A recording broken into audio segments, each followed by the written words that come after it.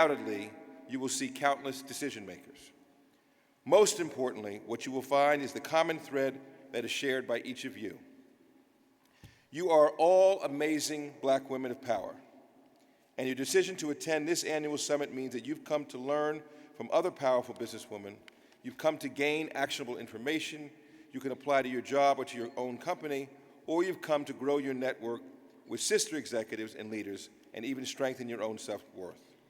In fact, everything that happens here is custom designed to enhance your shape and purposefulness in the world.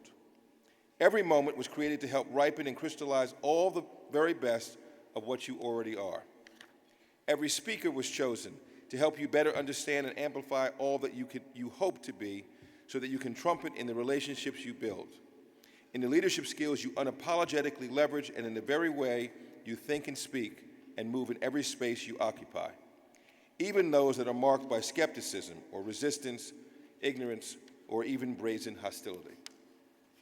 And beyond the band of sisters we've assembled this week, including 15 years of past and present Women of Power Legacy honorees, we will continue to recognize and celebrate the achievements of Black women of power who have changed, shaped, and left her indelible heel print on our world. So be determined over these next few days. Maximize your professional potential and don't take steps, but instead make giant leaps towards achieving your quality of life goals. Women of Power was created to inspire and empower. Thus, I challenge all of you to be inspired and unabashedly empowered.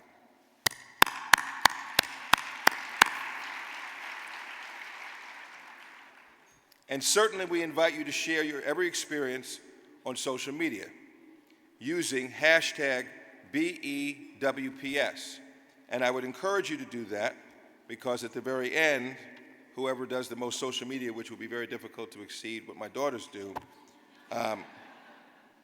will have a prize at the very end. So again, it's hashtag BEWPS. And now, for the past 5 years, ADP, our host sponsor, has partnered with us to produce this exceptional Women of Power Summit for you. And I am pleased to recognize them once again. Please join me in re-welcoming the President of National Account Services for ADP, Ms. Debbie Dyson.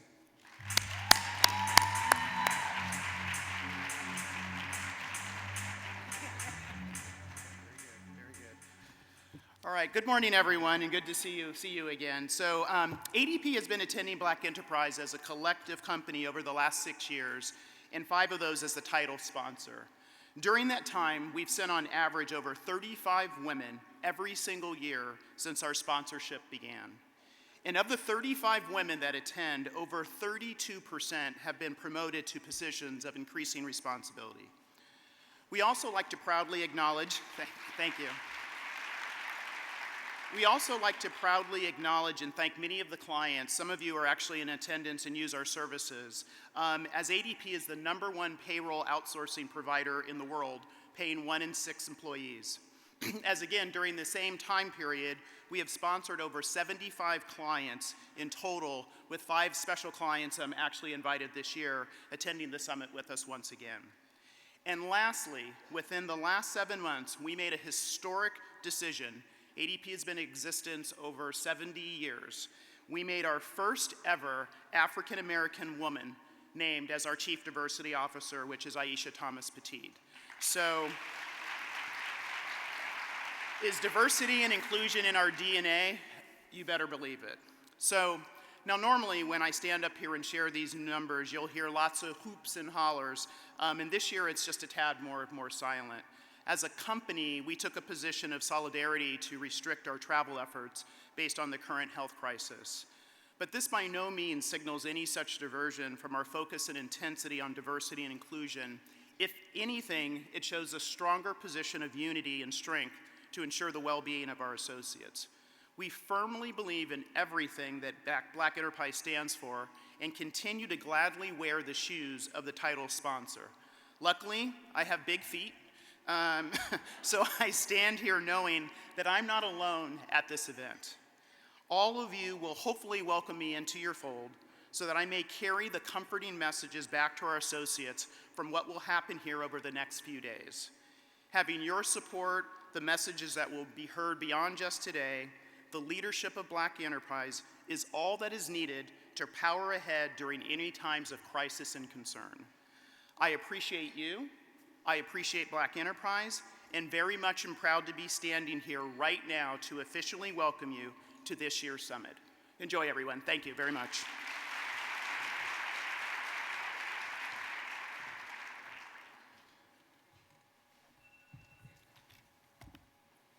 Thank you, Debbie and ADP, for their 5 years of being the title sponsor. Let's give ADP a round of applause again. Now, just before we move into our program, as I mentioned last night, this year Black Enterprise proudly celebrates our 50th anniversary. And one of the ways we will celebrate will be launching a new summit, the first ever Black Enterprise Women of Power Tech in San Francisco. The dates, September 29th to October 2nd. Again, those dates are September 29th to October 2nd. Please take a look at this brief video.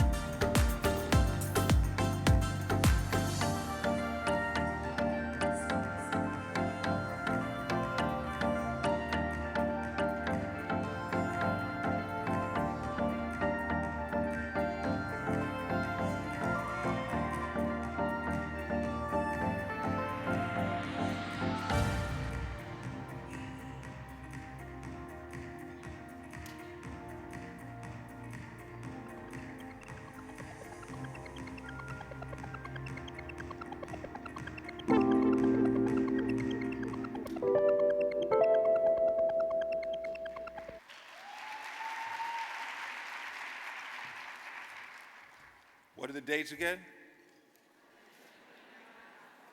Okay, good. So I want to make sure you're paying attention early in the morning. Now, this is going to be a very, very exciting. We decided to do this because, frankly, what we were hearing continuously from technology companies was we can't seem to find women of color to work. And we said, well, if you can't seem to find them, we'll bring them to you. So September 29th through October 2nd, in San Francisco. It's going to be a great event, and maybe we'll make it just as big as this event if we can. You can learn more about this summit from our website in the coming weeks and begin planning those dates to join us. Lastly, I am happy to share that another Black Enterprise marquee event is on the horizon, and that's our Entrepreneurs Summit. As many of you know, the Black Enterprise Entrepreneurs Summit is the largest gathering of emerging and established African American businesses created to gain vital instruction and inspiration, as well as to make valuable connections to position your company to access business building opportunities and achieve higher levels of success. This year's Entrepreneurs Summit will be held at the Philadelphia Convention Center in Philadelphia, Pennsylvania from May 27th to May 29th. Again, that's May 27th to May 29th. You can register and obtain more information at www.blackenterprise.com/Entrepreneurs Summit. Now, I look forward to seeing many of you there, but I wanted you to first please take a look at our video regarding the Entrepreneurs Summit.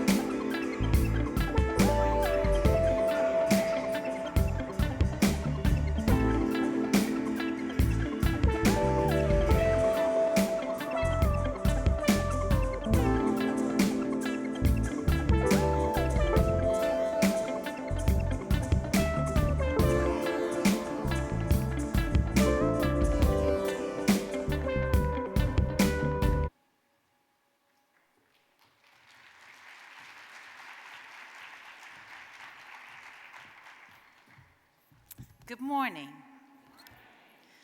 Oh, come on. I need it today. Good morning. Thank you, thank you, thank you. Our first conversation that counts this morning, Still Standing, Relevance, Leadership, and Legacy, is sponsored by our good friends at Google. Please direct your attention to the video.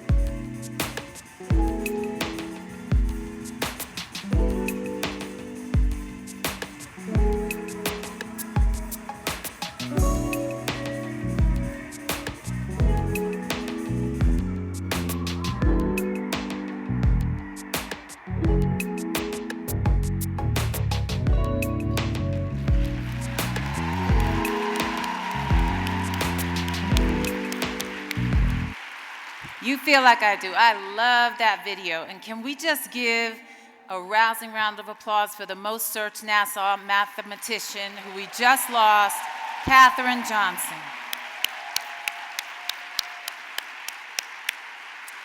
And on that note, I am pleased to introduce the Chief Diversity Officer and Global Director, Employee Engagement for Google. Please join me in welcoming Melanie Parker.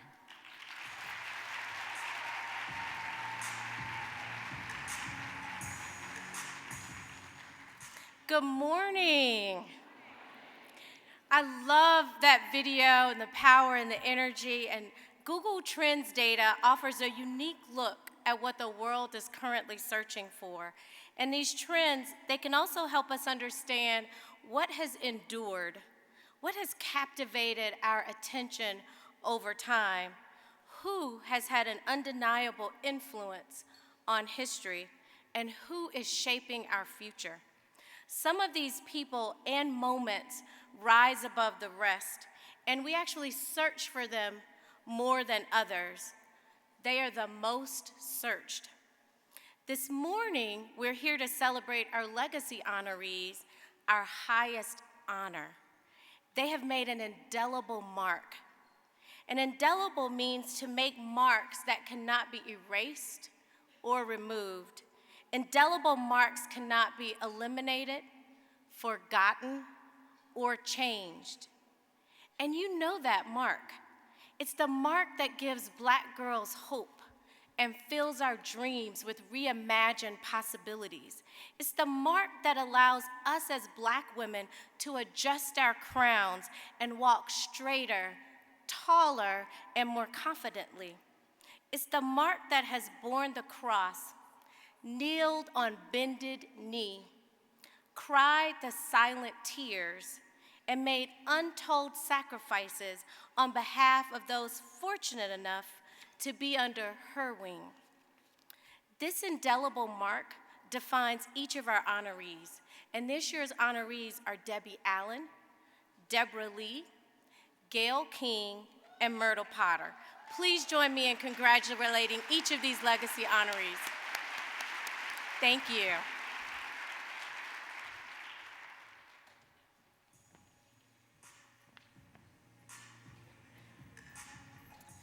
Thank you, Melanie. So we have two exceptional conversations that count to present this morning, and no doubt you are ready to hear from our awesome guests.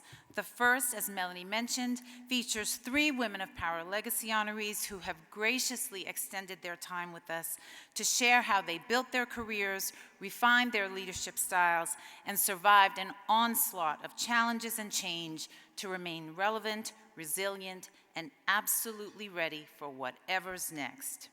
Please welcome our panelists, the Executive Vice President and Chief Administrative Officer of Nationwide and 2020 Barbara Graves Legacy honoree, Gale King. Award-winning actress, director, and producer, and 2020 Legacy honoree, Debbie Allen. And our moderator, the President Emerita of Spelman College and 2015 Barbara Graves Legacy Award honoree, Dr. Beverly Tatum.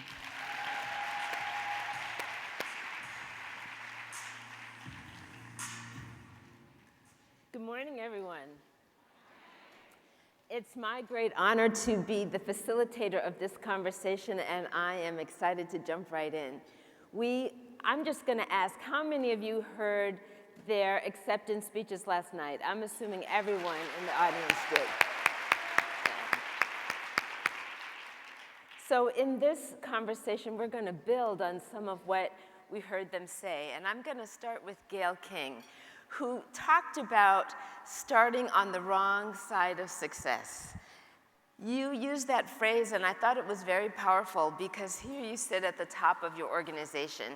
And I'd love for you to share with this audience some of what you shared with me privately about that finding your purpose, how you found your purpose in this journey. All right, first of all, thank you. Good morning.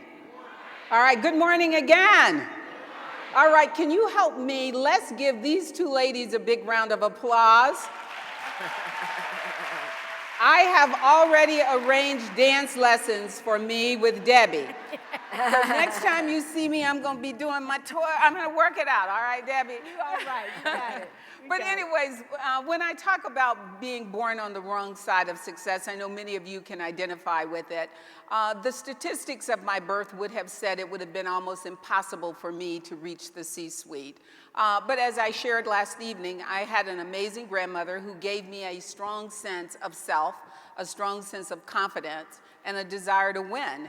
And I was always fearful that I would not be able to make her proud. So I think what drove me my entire life and drives me today is what would Verdell say? What would my grandmother say?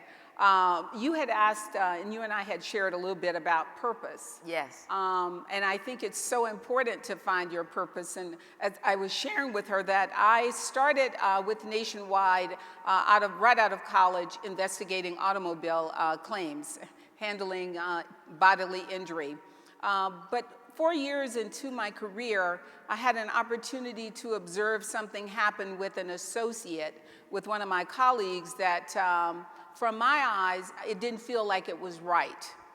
And now I didn't have all of the facts, I didn't know everything, but I think that the one thing that's important to me is that everyone is treated fairly and that your dignity is always there. And so I made a decision at that point in time that instead of pursuing a career in claims, that I would pursue a career in HR so that I could ensure that our company lived into its values of ensuring that everyone was treated with dignity and respect. That's great. There are these moments that make a difference where we pivot to something, and that's a great example for you. Yes. I know that, Debbie, many of us were impressed last night as you danced across the stage and then announced that you were 70. Yeah. Bam! I'm not going to do it again.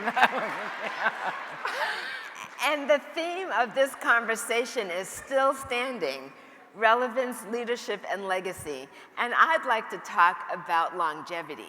You know, so could you talk about how it is that here you are still standing, and standing not just tall but flexibly, you know? You know, what has carried you? I think one of the best qualities that I have, just as a human being, is curiosity. That I continue to be curious about my profession, the world, which means I'm always trying to learn something. I always think I can learn something new. So I feel like I'm always a student of something. I had been given a task by the Kennedy Center when I was artist in residence, to do a dance piece that would somehow narrow the gulf between Muslim and Christian culture. I said, child, please, what y'all talking about? A dance, but it turned into an incredible quest.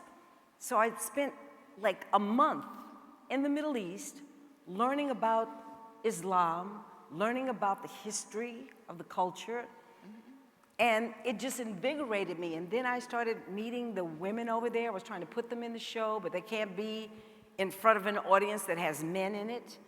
These were just different ideas. So all I'm trying to say is that because of my nature as an explorer, an artistic explorer, I'm always willing to venture out and seek out something I don't know, try something new.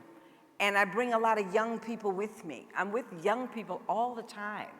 And they're following me like little birds in a little trail of gingerbread birds in the snow. And I think somehow that part of me that is still looking for another way of doing things makes me relevant. Relevant because I'm never just, in my profession, it changes all the time. You have to, the nature of the universe is change. Everything is changing every single moment. This planet is not static. It is spinning around the sun and traveling fast through time and space. So the moment you're static, you're not really alive. And I think because I'm willing to be that artistic explorer, I'm willing to keep casting a net and see what comes back, it has kept me relevant. It's kept me with what is important now. And, you know, turning 70 was like, wow, I'm 70, okay, now what? It's a number, and it's a number that I own happily because too many of my friends shriveled at their age when they turned 50. I'm like, child, please, go to the gym, shut up. I said this a long time ago. I think it was on one of Oprah's shows. I said, child, if you can't stand to look at it, who else can stand to look at it? So what it means is you have to bare your soul and yourself naked and be willing to look at who you are and say, okay, I like it, or today, this is what I teach my kids, today is the beginning of the rest of your life. Awesome. Yes. So I live on that principle, and I'm willing to change, and that's probably why my 70 is different from a lot of other people's. That's great. Thank you. Thank you for that.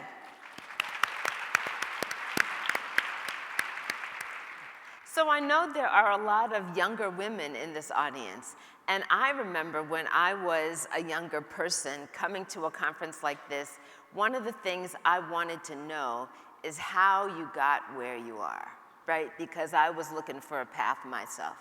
And in that spirit, I'd like each of you to think back to your early days, just starting out, and think about how you found mentorship or sponsorship. You know, we hear a lot about those two words, they're different. I know you've thought a lot about this, Gale, not just from your own experience, but as a HR professional.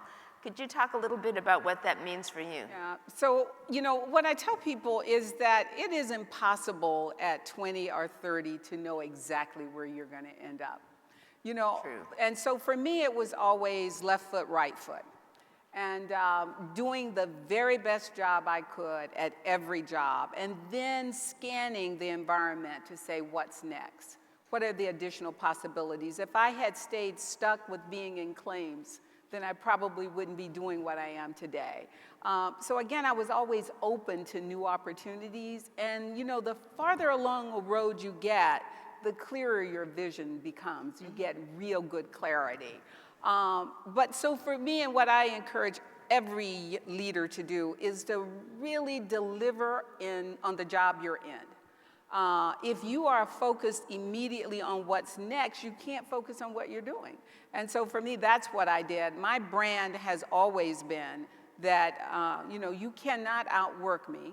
You cannot give more value in the job. You may give value, but that's you.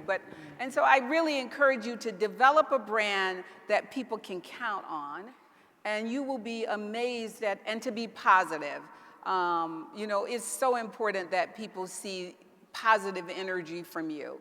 And you'll be amazed to see the people who will say, I want Debbie on the team, I want Gale on the team, I want you on the team. So for me, it was just always getting in the way, taking risk, and really delivering results. And then asking for what I want, I am not afraid to ask for what I want. And I'm not afraid to ask questions if I feel as though perhaps I'm not being treated appropriately. Was there a particular person or set of persons that really opened doors for you? Oh my goodness. Wow. There have been so many people who've opened doors for me, and I think all of us, we don't accomplish anything in life without having a lot of people open doors for you. But I think about one of the most powerful men in our company when I was very young in my career, who observed me managing a project and asked for me to be on that project with him. As a result of him asking for me to be on that project, I was exposed to more and more people in the organization who saw my work. So again, and to this day, so I'll tell you all this, he has been retired from Nationwide now, it's probably 15, 20 years. But when I was promoted to senior VP, oh my God, it's a long, long time ago, I went back over my career, and I thought of every manager who had lifted me, who had believed in me. I thought of everyone who had supported me, and I sent them a letter, and I said to them that today I am celebrating a major accomplishment, and I want you to know that you positively impacted my life. So it was just tons of people in many ways, and sometimes it's small ways. I relocated 5 times with the company. So you go into a strange city, you don't know anyone, and somebody just treating you, with kindness and showing you the ropes, telling you who you need to watch out for. They didn't have position of power, but they had information, and they were equally as important as the people who had position of it, because they helped me navigate the environment. So, again, just so many people, too many to name. But most recently, for the last 10 years, our prior CEO, he and I had an amazing partnership. And he was just totally committed to the culture and totally supportive of the work that me and my team did for the company. That's great. Debbie, you last night talked about the significance of having an older sister and following in her footsteps. But eventually, of course, you branched out on your own. And I'm just wondering if there were people beyond your sister who really mentored you or sponsored you. Yes, in my world of the arts again and dance, I've been really fortunate to have worked with some of the greatest artists of our time, from Donald McHale, Bob Fosse, Jerome Robbins. There was a man, Gil Cates, who finally, after many years, asked me to choreograph the Academy Awards, something I had dreamed about as a kid, because I would watch it every year, and I never saw anybody that looked like me. And when he came to me and said, "We want you to do it," I said, "It's about time, child," with my legs going. But I came and I changed the whole complexion of the company and the dance company, and he hired me like 10 times. And it was because he loved my creativity, but he was always pushing me and trying to help me understand things. I would do a big dance number. He said, "That's the best. Kid, how long is it?" It was 2 minutes too long. "You got to cut 2 minutes." I was like, okay. Learning from somebody like that. I had many wonderful directors who mentored me when I started as choreographer on Fame. I didn't have any limitations because I had not trained as a filmmaker in school, so I would think of what I wanted to see, not what was possible. And I was really making them mad because I was thinking of things that they hadn't done before. And they actually came to really love me and was waiting every week to see what I was going to come up with next. But I had some wonderful directors, Bob Shearer, Harry Harris, that actually made me understand the language of the camera. And they, you know, supported my becoming a director. And they were all men. The whole crew was all men. There were no women. The only woman was the script supervisor. Everyone on the behind the scenes was a man. And so I had to hear all those rough jokes and laugh, you know. They drank every day after the show was over. I didn't drink, but I just hang out, you know. I had to be one of them. So I had mentorship of some of the greatest directors and choreographers. I had a kinship with Katherine Dunham, who loved me and respected what I was doing and where I might go. And she gave me an assignment to learn the chakras and to be ready to shed people like a snake sheds skin as you go up in the world, that you won't be able to keep everyone because everyone will not grow with you, but you'll find new people, and that's where you have to be ready to live. So. Listening to you talk about that, I hear two things which lead me to another set of questions. And one of those things is about feedback, so I'm going to ask about feedback. But another, that you got from the directors and people you were working with. But the other thing, I'm coming back to this, were the rough jokes. You made reference to that. Yeah. In today's parlance, we might call that microaggressions. And I want to talk about both of those things. But I know you've given a lot of thought, Gale, to feedback, and one, how to give it, two, how to take it. And I know that this is something that we all have to struggle with, particularly if we're working in spaces where white people in particular may be hesitant to give honest feedback to Black women. Yes, I always, I've received a lot of feedback over the years. But one of the things that I've learned about feedback is that the only power feedback has is the power you give it. And so one of the things that I am constantly encouraging my team and young people I mentor is that you want as much information about how someone views you as possible. Because once you know what's in their head, you then can determine the narrative. And so I really encourage people that, sometimes we receive feedback, if in fact we get it, and we feel that it's not positive. If you don't know that they view you a certain way, then you are the one that's at a disadvantage. So one of the things is I tell people, make it really, really safe for people to tell you how they feel. Because once you know, you can manage it. So that's a really big, big deal for me. And to not get caught up in whether or not they view you positively or not. Because again, you want the information so that you can control, you can manage what they're saying, you can manage what they're saying to other people. You can decide, is it something you want to work on? Or is it just something you want to throw away? So again, I'm really big on seeking feedback. I'm big on understanding feedback and making sure that people feel safe to give me feedback because it's all for my good. Information is power, and information on you is the most powerful. Gale, you gave me yesterday a very specific example of how you, in a one-on-one interaction, took the power out of that feedback in a way that was helpful to you. Oh, yeah. I mean, how many of you are working with people who are competing with you? Just a few, right? And people who are competing with you can't be happy for you, right? They just can't do that. And so what they'll do is they'll try to distract. And so they'll say, Gale is to this, or Gale is to that, too strong, too direct, too all of this. All of this is designed to marginalize you and take the attention and put the attention in a negative way on you. So again, what you could do with that is you can become angry at the person, at it, or you can decide to manage the person. In the case that I shared yesterday is that, I had this one person who for years was always trying to say, Gale was too strong. And I was too strong because I had leaders who liked me and I got work done, and she didn't. I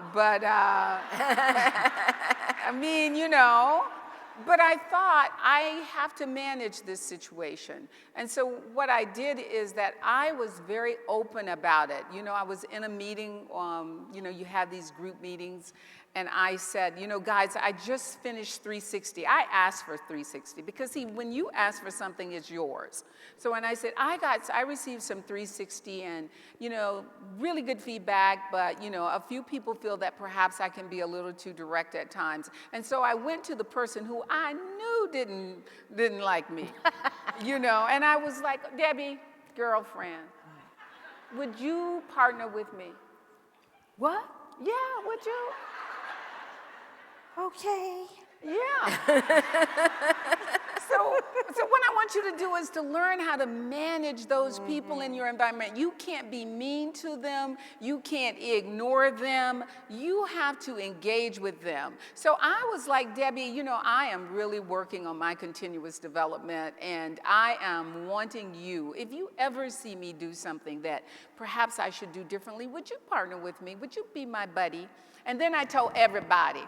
I said, hey guys, I have asked Debbie to help me. Yes, I did. I did. And Debbie said yes, and I'm so grateful. I want you to take your power. Do not allow people to manipulate and manage you. Manage them. You know them. That's why I want you to get the information, how they view you. Because then you can manage them. Because if they view you, they're telling somebody else that. And if you know it, then you can tell the other person what you want them to know. All right? That was good. I'm really, Anyways, I'm learning from you. This is really good. Because, when you sit at a certain place Yes. is when you really, like you say, you can respond a certain way. Right. When you have power. So I had an incident recently. I wasn't good. I needed you to didn't hear do from well, you. did you? Yes. I wasn't Did good. you try to tell them where to go? Okay, this is what happened. So what happened was. This is what happened. What had happened was in my office at Grey's Anatomy, on my door, I had this incredible artwork everywhere. And there's this one that's kind of really about, black girl power, that. And I don't know who it was, but there was some person who I'm sure it was a man and not a black man, said that he was offended by the poster. He was offended, this Black Girls Rock. I said, child, HR came to me and told me I had to take my poster down. I'm like, what the hell? She should be in HR timeout. Right. So I said, child, they working in Shondaland. If we're not Black Girls Rock, who is? What are you talking about? So I had to comply, and I had to take the poster down, but I put a bigger one up. Bam!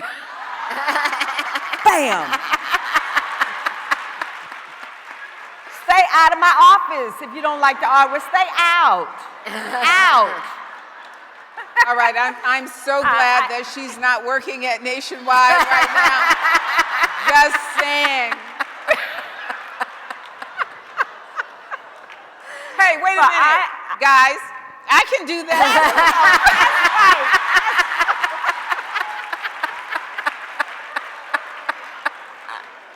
We've all been working our Pilates. Okay.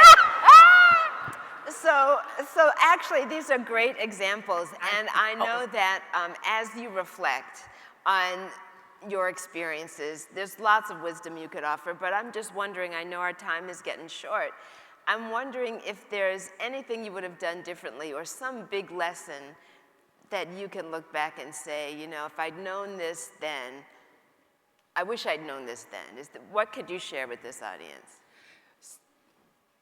So for me is that you've heard me talk about how important it was for me to deliver great results.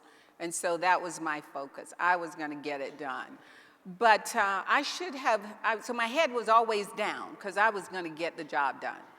But I recognized later in life, and I probably would have moved quicker, is if I had been keeping my head up and looking around. So I really want to encourage you to do great work, but make sure that you are looking around, that you're paying attention to all of the nonverbals, that you're watching everything that's going on, that you're looking up, that you can see where the power and how the power is shifting. Because if you look up and you look around, you will see everything you need to know in order to manage your career. And because again, people will tell you what's going on in very subtle ways. So that was for me. I learned that a little later in life when I had to look up and a little bit, and again, it makes all the difference. And I am constantly talking with my team about making sure that you keep your head up. It can't just always be about work. Yeah. Well, I've come up as you against many odds and have become successful and still in the making. But I have to say, I think my mistakes are part of who I am, and they've helped me learn. Mm-hmm. And so I don't know if I'd do anything differently. I would just know I've always been confident. I've always been confident, even when I didn't know how it was going to work out. And that made me able to make decisions. Even in the beginning, I was always making decisions. I've always brought a lot of people along with me. I've always mentored so many people. So if there's something I could do differently, just like in college, there was a boy that I was so in love with, and I wanted that engagement ring. And when I graduated, that Negro gave me a watch.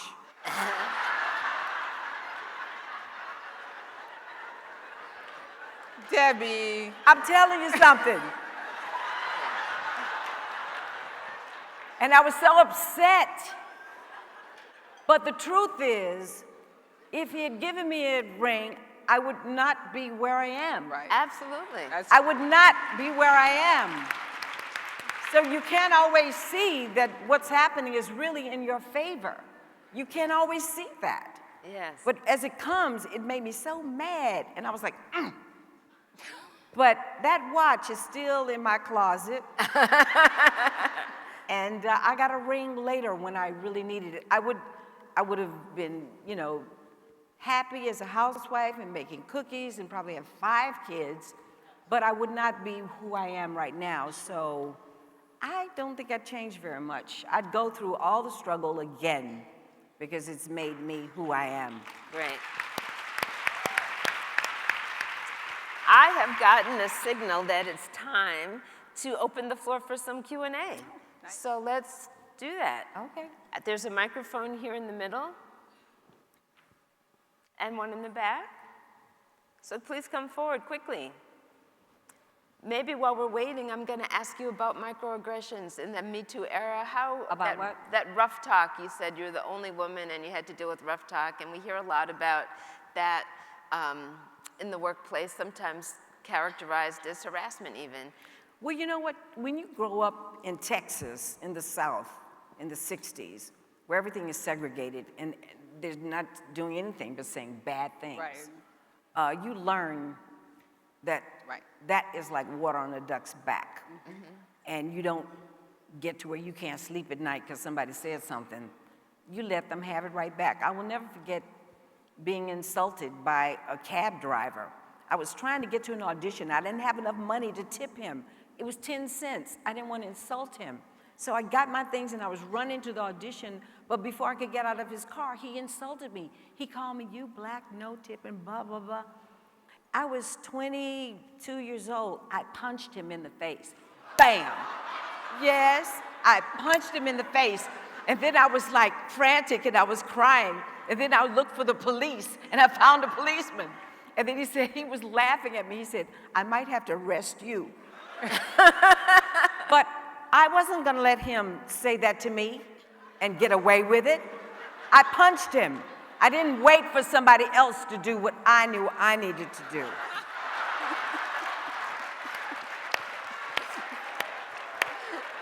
Gale is so glad you're not at Nationwide. I know, Gale, you gotta help me. I gotta go and hang out with Gale. Got to get me together, child. I can't. I need help. Hey, guys, I don't think we can. We are so glad, though, that she's not at Nationwide. Just saying. I love it. Microaggressions like you, I mean, again, I grew up, in Jim Crow South. I mean, some stuff you just allow to roll off your back. Other things you confront, but you have to confront it in a positive way. And Lord help us. Maybe that's on the list of things you might change, but let's get some questions. One of the things, guys, and I really want to give you this feedback, because this I get often, from associates at Nationwide, is that most people have a view of themselves as being decent people. And they don't want anything that tells them that they're not. And sometimes when they do something really stupid, if you approach them from the standpoint of, and not in the moment, unless they've really crossed the line, but I'm really big in saying, hey, you know what, in the meeting, we had this meeting, and I can remember this as a young leader. I was talking with this man who had been inappropriate, I thought. He was trying to assert a power, a little bit. But anyways, so I went to his office. And I said to him, you know what, I have worked with you for the last year. And I said, my sense is that you are just a wonderful human being. But in the meeting the other day was something going on, because it was just, you were really rude.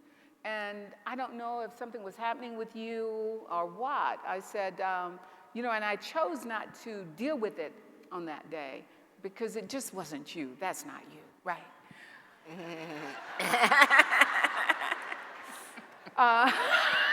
You gotta try that, Debbie. I'm gonna try it. Child, we don't have time.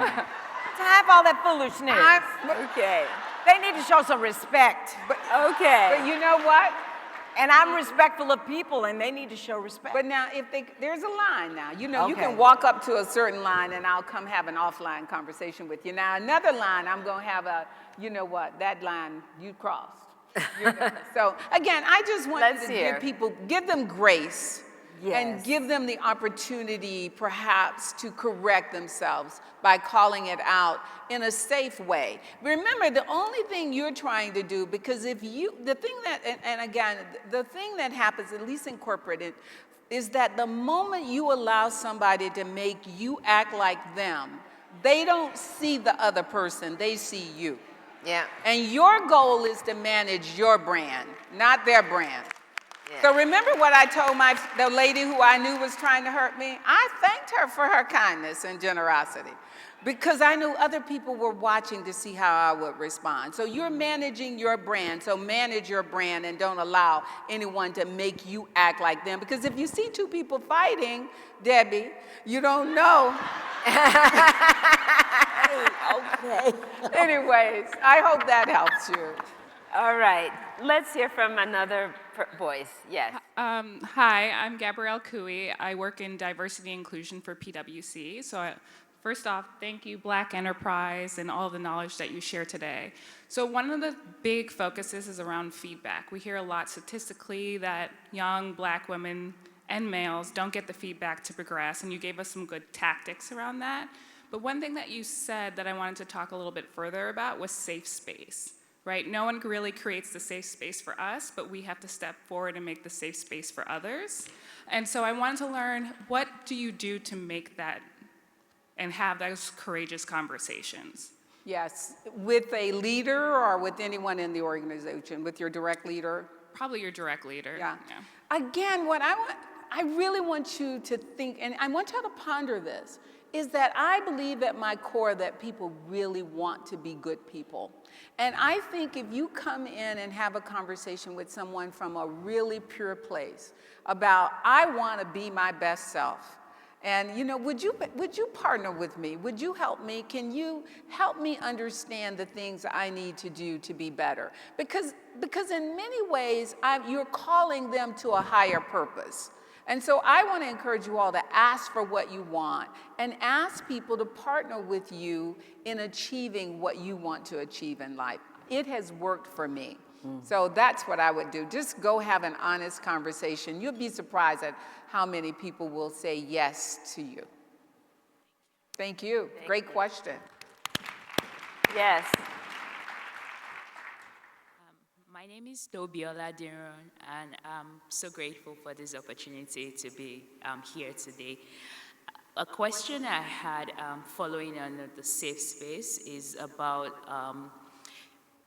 looking around while focusing on your work. Can you give more specific tips or how to navigate that looking around while still doing your best job? Yeah. So first of all, at some point in time, you know your job. And what I'm talking about is about looking around, is really about engaging with other people. So who's on your team? Sometimes we have, and I used to do this. I wouldn't go to lunch with people on my team because I was busy working. If the organization was holding some type of an event on the weekends or in the evenings, I didn't want to be engaged. I was busy. But there are conversations to be had. And that's what I'm saying. It's getting out of your office, out of your cubicle to interact with people, because you will receive intelligence that will help you understand whether there's a new job, whether there's a project, whether there's a new leader coming. So that's what I'm saying, is engage with other people. They may tell you about a new job that you had no idea about. So that's looking around and looking up for me. Great question. Yes, another question. Good morning. My name is Tiffany Rogers. I'm a vice president for public and labor with Aetna. And my question to you is, how do you determine when you've got more than one great opportunity, how to go about choosing which is best for you? That happened to me last year, and I struggled really hard with making a decision to stay with an organization I was comfortable with the sponsors and the people that I knew, or taking a step outside of that bubble for something else. So how do you, try that? It's a tough question, but how do you go about making those decisions that propel you in your career? Well, for me, it's about growth. I was directing everything: Scandal, How to Get Away with Murder, Empire, Jane the Virgin, name it. I couldn't fulfill all the requests for me to come and direct. Shonda Rhimes called and asked me. I didn't know why she was called. I didn't know what I was being called into the principal's office, but she called me and asked me if I would take over Grey's Anatomy, which was not a new show. It was already in its 13th season, because she said she felt they needed my energy and a positive spirit that could bring the family together. So I had to measure, what am I not going to be able to do now, because this is a position where I'm going to really be here. I'm not going to be able to direct Scandal, Empire, all these things, the new shows that were coming to me from New York.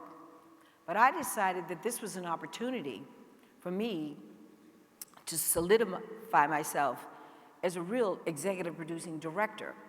I would have the power to hire all the directors. I would vet the scripts. I would have power in casting. And so I mitigated other opportunities against this opportunity, which really solidified everything that I do. Even though it wasn't a new show, it was such a great show. And she said, you can think about it. I thought about it for an hour. Literally an hour. And I called her back, I said, yes.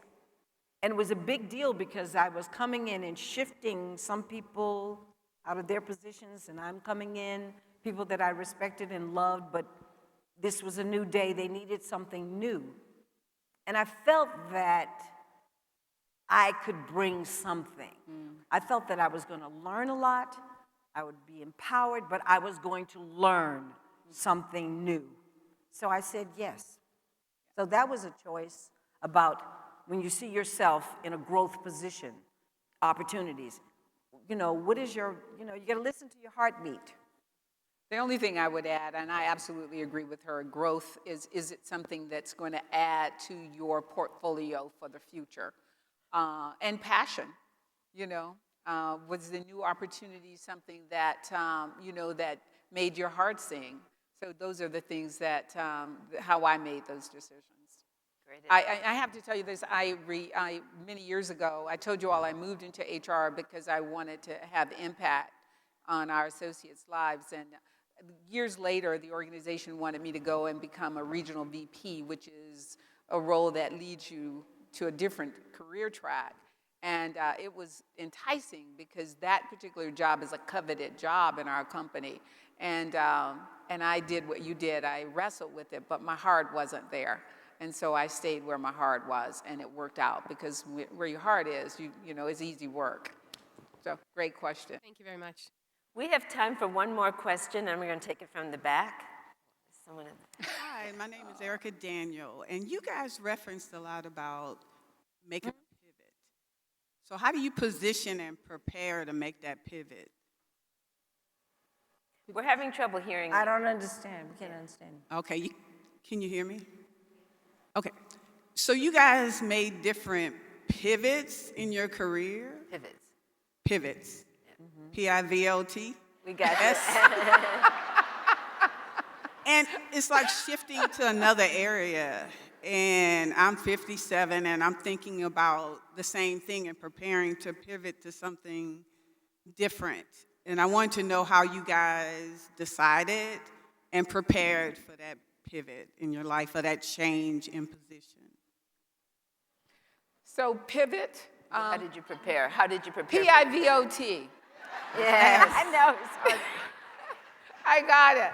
I mean, again, it's, if your spirit isn't settled, if you know that there's something that, that something's missing, then you begin to explore. I mean, one of the things you do is you talk with people, you talk with friends, you share with them, hey, I'm in a space right now and I'm not feeling like I'm continuing to grow, but I want to do more.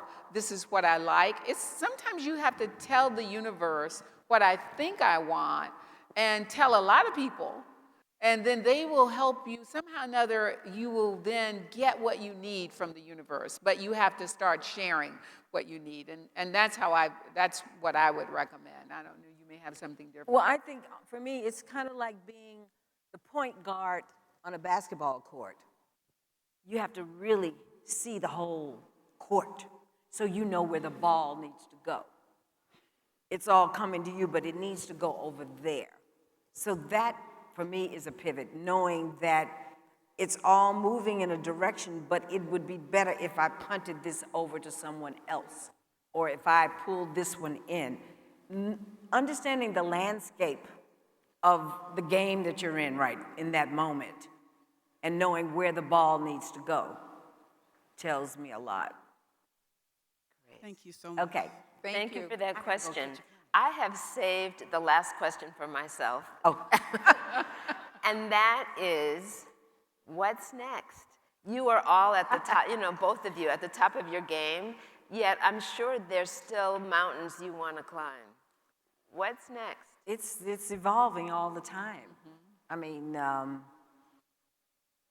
talking about a lot of things. That's why I say I'm still in the making. I'm considering some movies. I'm considering being in another show. I'm being talked to about directing a big thing for someone that we all love, Mr. Denzel Washington. Oh. Yeah, I just had to say his name, right? And I'm coming to hang out with Debbie. So there's a lot of things, and I got to take time and write that book. I'm going to. Yeah. Write that book. So, and I'm a new grandmother. So Oh! that is the real joy in my life, and I've X'd out everybody on the weekends because that's my time with her. Fabulous. Yeah. Fabulous. That's so sweet. Gale, for you. Well, I was just thinking about how much fun Debbie and I are going to have with Denzel. Just saying. You know, I'm like you. I mean, you know, I'm continuing to grow. You know, every day I'm looking to say, what else can I do? I mean, you know, at Nationwide, I continue to see the opportunities that I want to get done before I retire. I'm working on a book. I'm going to have that done this year. So I expect to see you guys.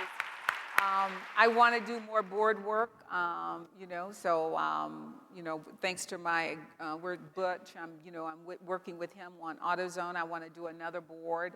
And then, you know, my big thing that I'm doing, and I'm doing this now, is that I don't have children, and, but I have 8 cousins. My brother, and neither of us had children, and I am determined to change each of their lives and to position them for the future, all of them. So that's what I want to do. Fabulous. Beautiful.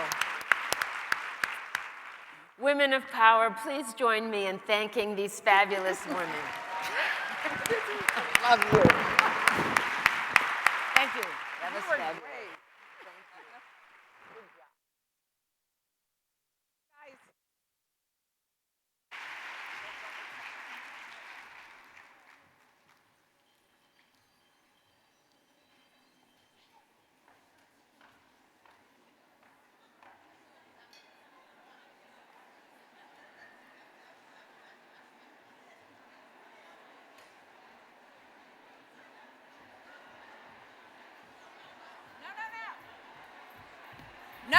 No, don't leave. We're starting. I'm sorry. Couldn't get up the stairs. Had to get my shoe on. I'm sorry. Okay, let's please give our panelists another round of applause. Gale King, Debbie Allen, and Dr. Beverly Tatum. They were awesome. And I'm sorry for the little delay. I had to tell Gale that I was going to come hang out with Denzel, too. Our next conversation that counts is an equally special treat and then some. And we have our friends at Dell to thank. Please join me in welcoming Senior Vice President, Chief Customer Office for Dell Technologies, Najma Atkinson.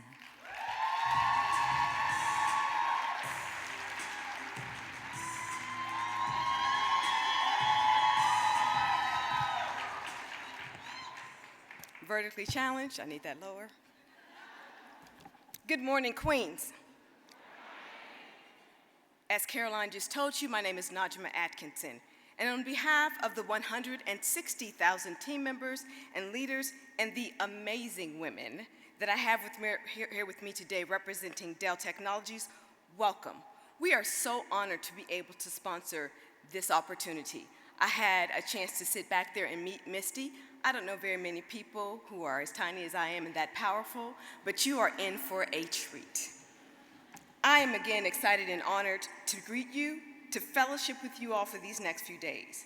I encourage you to take this opportunity to network with your sisters, share your stories of success and of how you've gotten here, where you are today, and to adjust each other's crowns. I've been with Dell for over 20 years, sis, and I can tell you that line of how I got here has not been easy. As women of color, sometimes people want to place limits on us, whether it be with our intelligence, our looks, our ability, our social skills. But success has nothing to do with those things. It's having the stamina and the ongoing perseverance for long-term goals, something I'm sure Misty will talk to you about. It's hard work with a purpose. It's what we at Dell Technologies call grit.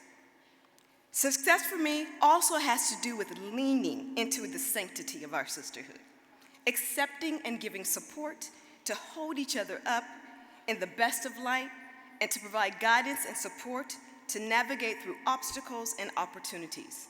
I would not be standing here today, as many of you would not have been, without your tribe. My tribe is with me, and I love them. I started my journey in Ohio, where I was born and raised. I went to the proud Fisk University, a daughter ever on the altar, with a political science degree, and I went to Trevecca for my master's. However, my journey with Dell Technologies began as a frontline tech support manager. I built the majority of my career, taken a number of leadership roles in HR, like Gale, and then stepped outside of HR boldly to take the role I had today. When I look back, I realized something, and it's this piece of advice that I share with everyone. Change is good.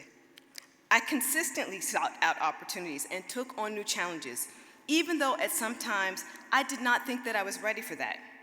I personally believe, and many of you probably share these beliefs, that those individuals that are the most successful are those who will step outside of their comfort zones. You do not have to have all the answers. A man would not have all the answers. They would just go for it. I need you queens to do the same.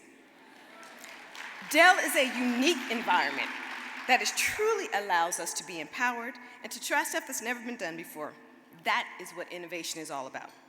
A responsible and inclusive business unleashes innovation, makes its people proud, and builds trust. It allows for their team members to be their best and to do their best. Diversity and inclusion is in our DNA. It's more than what we do. It is frankly who we are. I would not be here today if it were not so. A diverse and inclusive environment ensures that Dell is a place where people want to work and team members feel that they belong. Put simply, creating a diverse and inclusive culture is key to how we will unlock our innovative spirit, so we will continue to grow. At Dell, we have vast employee resource groups. We have a network of 13 groups with 370 chapters, including the Black Network Alliance, of which I serve as one of the executive board members. ERGs are a huge opportunity to cultivate inclusion. At Dell, we focus on three things: build and attract future workforce, develop and retain and empower the workforce, scale for maximum input. During the Dell Technology Summit of November of 2019, Michael announced Progress Made Real. These are our social impact goals for 2030.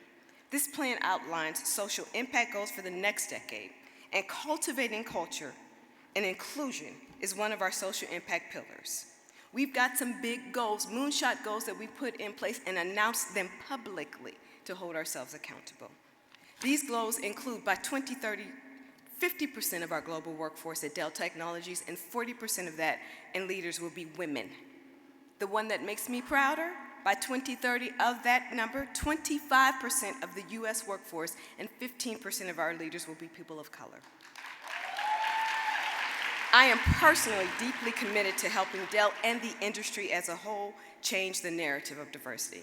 Globally, tech talent will be a shortage by 2030, but there's hope, because Butch told me in September I'm going to be able to find a bunch of you at a new technology summit. Come on. Companies with more diverse management teams have 19% higher revenue due to innovation. Companies in the top quartile for gender diversity are 21% more likely to have financial returns above their respective national industry medians, and considering ethnic diversity, it jumps to 33%.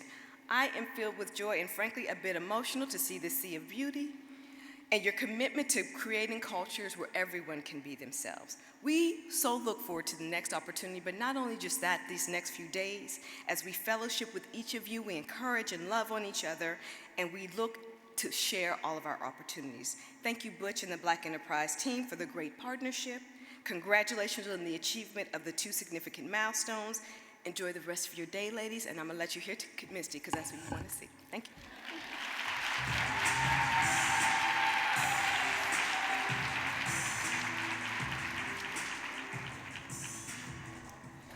Thank you, Najma. Well, you've been captivated by her beauty and message, which is always about strength, perseverance, fairness, and grace in the face of adversity. Today, she joins us to pull back the curtain on her life and career, revealing her truest self, her new haircut, and the secret weapon behind her phenomenal brand. Let's take a look.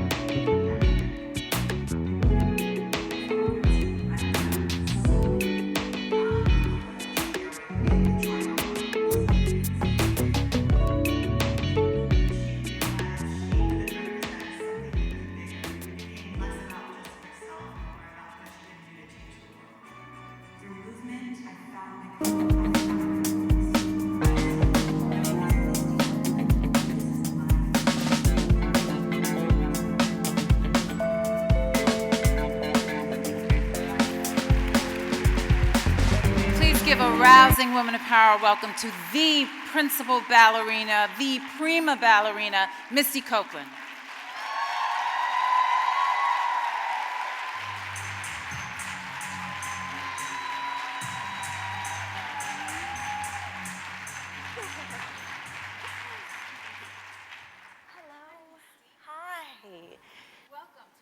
I'm so excited to be here and to see all of your beautiful brown faces. The big chop, right? What do we think? It's cute. Oh. It's cute. So I have to say, you know, just watching your video, I've seen you dance. Anyone who's seen you dance, there's something that just, it just is so moving. And of course, you're a beautiful dancer. But it is about the stories that you tell and your way of telling them, because you are not the ballerina we are used to seeing. It changes the story. Absolutely. We saw earlier that you are the most searched ballerina. And I think a lot of people think they know your story. But I want you to share this morning a little bit about your pre-dance life. When I ask you, you know, who was Misty before dance, before you were 13 years old, because she did not start to dance till 13, which is pretty old for a ballerina. Yeah. What are like the 3-4 words that come to mind to describe? My gosh, that little girl, I would say insecure, shy, just wanted to hide and not be seen or heard. And dance changed everything. How? Yeah, I mean, I think that it gave me a purpose. It gave me stability, which I didn't have in my life. It gave me hope. It gave me beauty. And it gave me a voice in a way that worked for me. I think that it's helped me to develop into the woman that I am today. I think that it's made me more articulate, a better speaker, which is pretty insane when you're, it's an art form where you don't speak.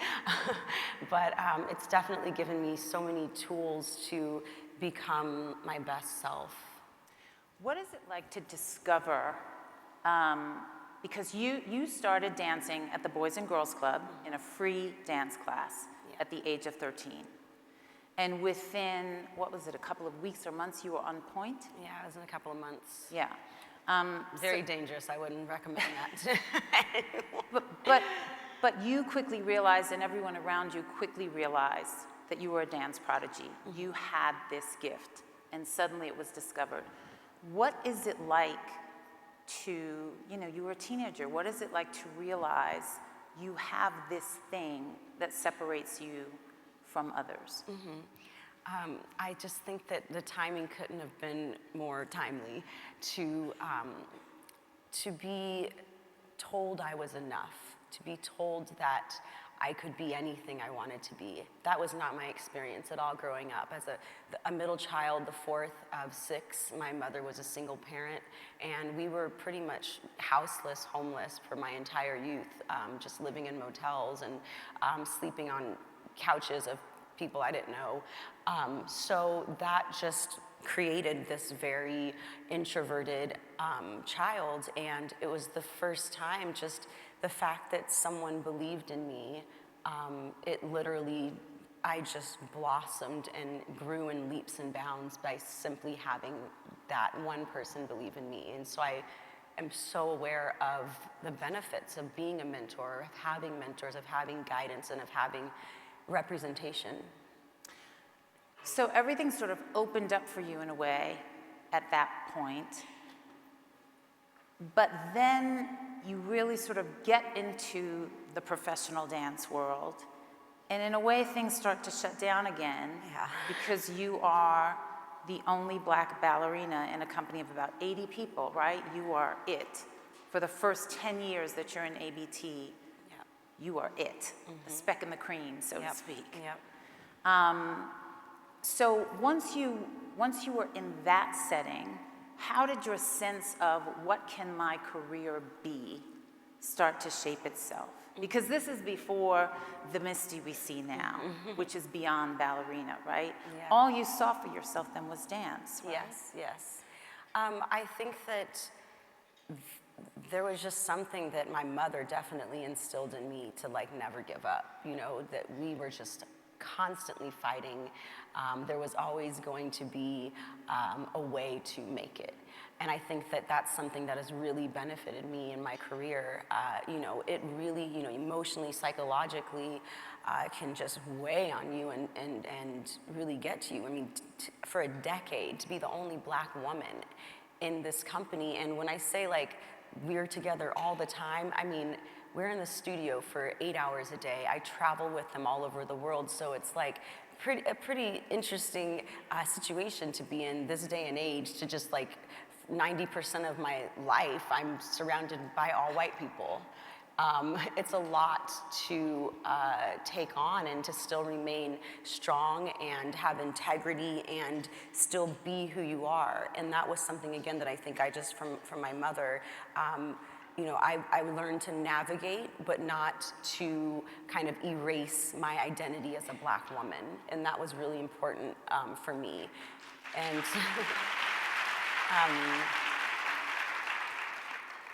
so I think that because I was the only one, it made me fight even harder. Because I thought to myself, I don't know if I will ever see a Black woman in this company in my lifetime, another Black woman, or another Black woman next to me. And so it was like, this is my chance, this is it, to try and make some kind of change for the Black community in the classical ballet world. And so that was kind of just my motivation, was that like, I had to do something with this opportunity because it's so rare that a Black woman is in a company of this magnitude, of this elite stature.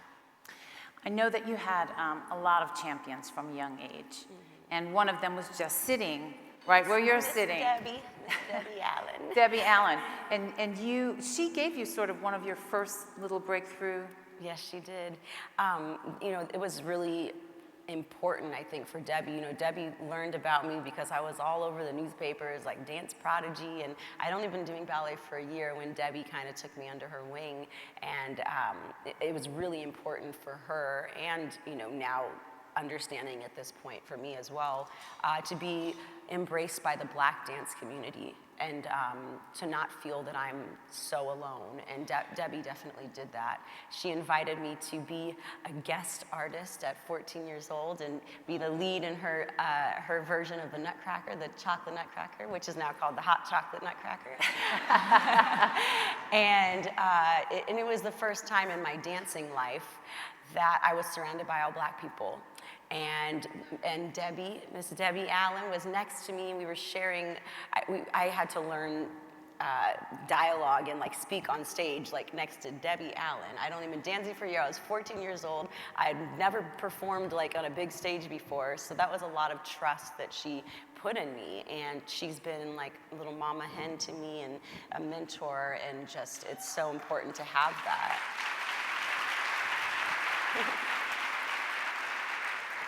One of the things we talked about yesterday, one of the sort of themes running through the conference, is this whole notion of, you know, don't wait for the storm to pass, learn to dance in the rain. And, you know, I think that your career looks very sparkly and wonderful from our vantage point.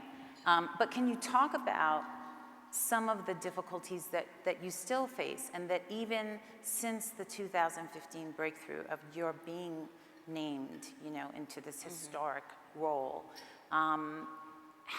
what sorts of challenges did that create? Because, you know, I think for corporate women, we navigate so many politics. Yeah. Dance, so many politics. And yes. You weren't just made the prima ballerina. You get a level of notoriety that many of your fellow dancers, it's just sort of unprecedented. So how do you deal with whatever all that brings, and what does it bring?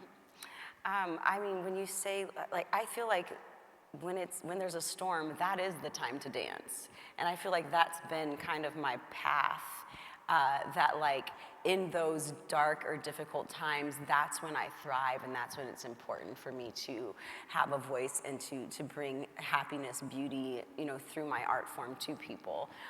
And so I don't ever look at my life or career as like, oh, you know, things are hard or there's this obstacle. It's just that it is my life. And, you know, it's, I think everyone knows, I mean, as a Black woman, that like, it is what it is, and it comes with just a lot of fighting and pushing through to be heard and to be respected and to be seen. But I think once I reached the level of principal dancer, it was dealing with all of the people that thought, oh, well, she's just in this position because she's Black. And it's like, it doesn't even make any sense to me. I'm like, the work kind of speaks for itself. I was just like, that's so backwards and weird, but, and just dealing with that. And then also just, I don't see it as pressure being in this position, but that just to be myself and have integrity on every platform and to treat everyone I meet with respect and with love. It doesn't matter who they are, and I think that has just been such an important part of how I'm giving back and to the next generation and to be able to carry on the lineage and stories of so many African-American ballet dancers in particular that just weren't given the opportunities that I've been given. I think it's my responsibility to be a voice for all of them and to tell their stories. I can't even really think, there's obstacles, okay, maybe it's recently the Bolshoi Ballet. I don't even know if you guys are aware of this situation and story, but they're one of the biggest, most elite companies in the world. They're in Russia, and they still perform in blackface. And, I just kind of made it aware to the broader world just by simply posting a photo of some little girls in blackface. And it literally, I don't think I can ever go back to Russia now, but I don't think they'll let me in. Yeah. But those, and I've gotten so much backlash, which is just crazy, that it turned into me bullying some little girls because I exposed what they're doing and have been doing, and then to get pushback from the artistic director and the lead ballerina there that they refuse to stop doing it, and that I have nothing to do with them, and they don't have a history with slavery, so therefore it's not, But those types of battles are so necessary, but it's really painful and hard to kind of be in a position where I know I should be doing these things and I should be helping the ballet world to evolve. But at the same time, I'm just one little person, and it really wears on you. Yeah, and you have been taking on increasingly battles, a lot of them in social media. And I think what's interesting is, you really respond. It's very clear that you're there. People will take you on Instagram, and you will respond and come back. That is a hard space to occupy, and it's risky, I would think, to put yourself out there career-wise. Why do you choose to do it? And it seems to me more and more lately. It's like, if I'm not going to use this opportunity and this platform to make the world better, then it's not about whether or not my career is going to be jeopardized. To me, that says everything about that other person, that, whether it's an endorsement deal, that says something about them, not about me, because I don't think I'm doing anything wrong. But, and my husband's so protective over me. He's like, just wants me to know that, it's one day at a time. You can't be Superwoman every single day trying to tackle every issue. But with social media, I've gotten to a place where I'm an adult, and I'm so fortunate I didn't grow up in this day and age with social media. So I'm aware that I don't know these people, they don't know me, and not to take it personally, but just when there are certain topics that I know are important to have, that's when I respond, because and it's not again about that person, but it's about maybe what they're saying and that it's an important subject to cover. So that's when I really put myself out there. But because, as much as you say, there's racism still in ballet, the lack of diversity, and people will say I'm sorry, I just don't see it. So I'm like, here it is.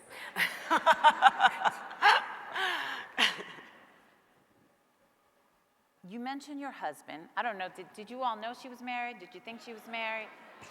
You're like, we follow, we know. 4 years you've been married. Yeah, together for 15. Wow. I know. And you mentioned how protective he is. I know there's another person in your life who's very, very, very protective of you. Was that her? And I think she just fell down. No, she's okay. I can see her. But tell me how you met Gilda Squire. Yes. Gilda Squire is my manager, and she's one of the most important and special people in my life, and I'm gonna start crying. We have tissues. I know, I got some in my pocket.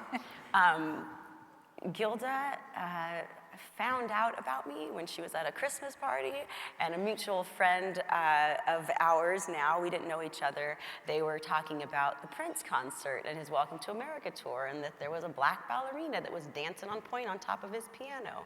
That was me at Madison Square Garden, and Gilda was like, what? Like, how do I not? She's like, you know, I'm cultured, I live in New York City, I'm a part of the art world, and you know, and so she was like, how do I not know about a black ballerina that is a soloist with American Ballet Theater?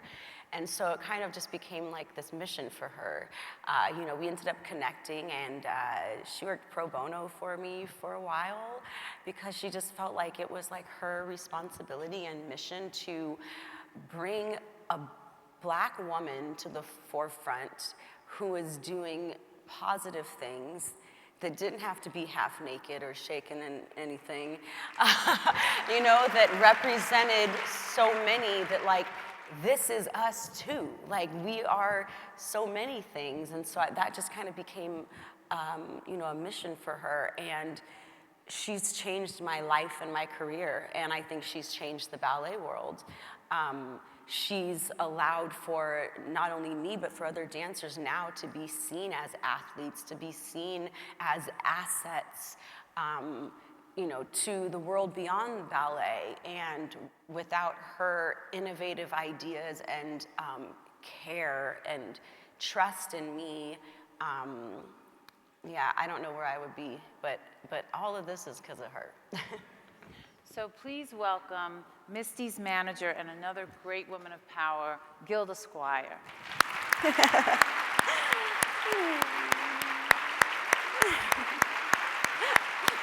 brought this. We're bowing, not shaking hands. So of course, Gilda comes out with the tissue for Misty. You need some too. You better have some for you. Okay. This honestly to me is one of the best black woman, sister girl business stories that most of the world doesn't know. Because many, many black artists, great people, are not managed by black people. Business is tough, and it's tough for black managers. And one of the things that I know is true from Gilda, Misty asked Gilda to be her manager. She was like, what? I've never managed anyone.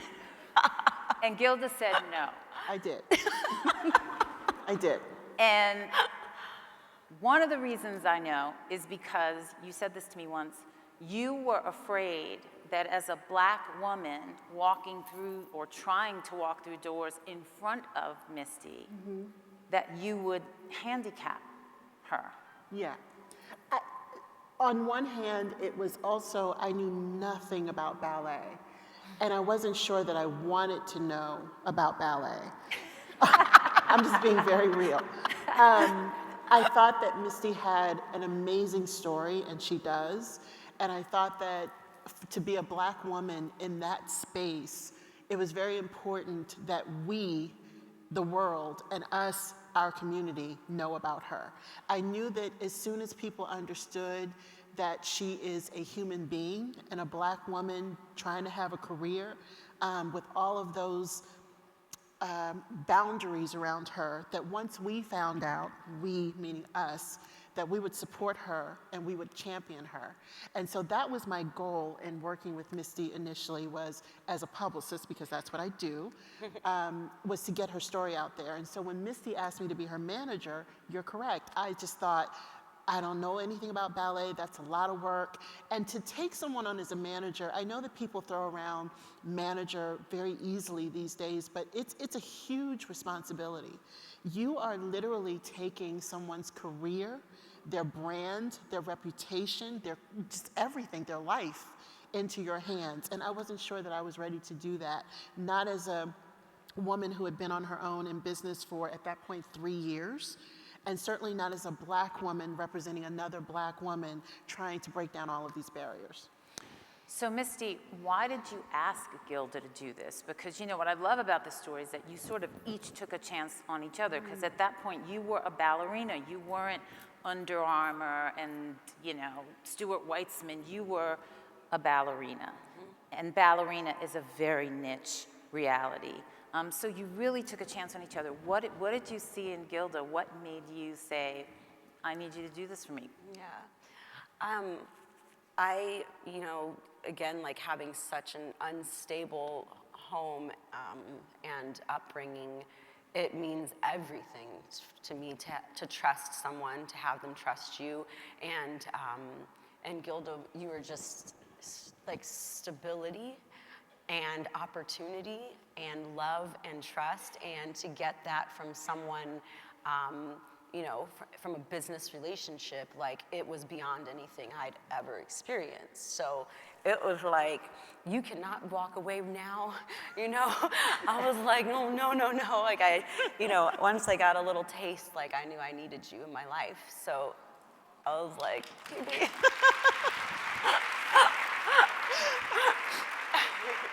Okay, I'm sorry. I'm looking for the counter because I can't see it, so that was not a graceful way to play that off.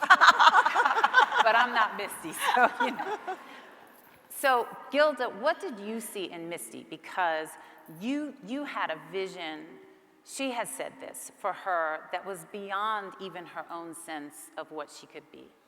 So when I decided to leave my full-time job, I was a director of publicity at HarperCollins Publishers. One of the things that I've wanted to do for a long time in the world of PR, because that's what I do, I've always been interested in brand building, and brand building based on real substance. And even though I'd met some people and worked with some people, most people, they get like to the middle and you're on that ascent, and then all of a sudden they're like, no, this isn't what I thought it was gonna be. Or they get caught up with the world of celebrity, the red carpets. And so I'd wanted to, and I'm just gonna say this, and I want you to really hear me when I say this, I looked at the model of Kris Jenner and what she was able to do with a porn tape and build an empire off of a porn tape.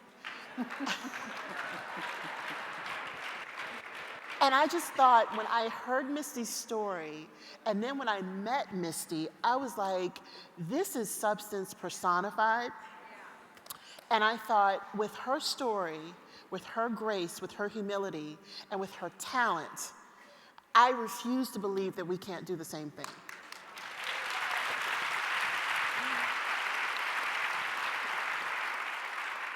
You're a stickler, I know, for a lot of things, and you also have often talked about Misty's work ethic, like that you just don't know anybody who does works harder. You know, one of the challenges of working with people, whether it's PR or management, the baseline is having a client who's willing to listen to you and who's willing to trust you. And Misty did both of those things, and to be patient, because none of this stuff happens overnight. It may seem like it does, but there's a lot of work going into the building. Misty already had the talent. That wasn't due to me, obviously. But in terms of getting out the word and crafting the messaging and really helping people to see her as the star, a brand that could be beneficial to them in the way that you see with athletes, that takes a lot of work. Misty and I worked together for 2 years before Under Armour came along, almost 2 years before Diet Dr. Pepper came along. That was the first. And so there's a level of patience that clients need to exercise that they're not willing to do.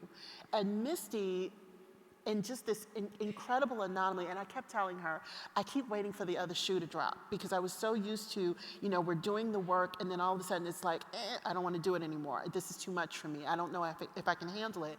But Misty trusted me implicitly, and still does. And that is the reason why you see the woman you see sitting here today.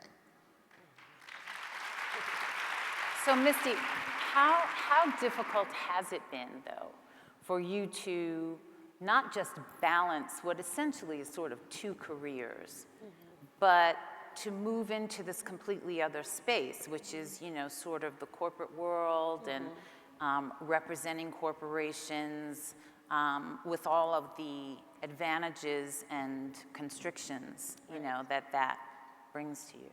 I mean, I feel like because everything that we do, it's a true and real representation of me and voice for me. So it just never really felt like some crazy big shift, or that it was like work that I didn't want to do or that was possible. I mean, I think that you know, Gilda has to stop me sometimes. She's like, you're gonna kill yourself if you don't go to bed and like sit down.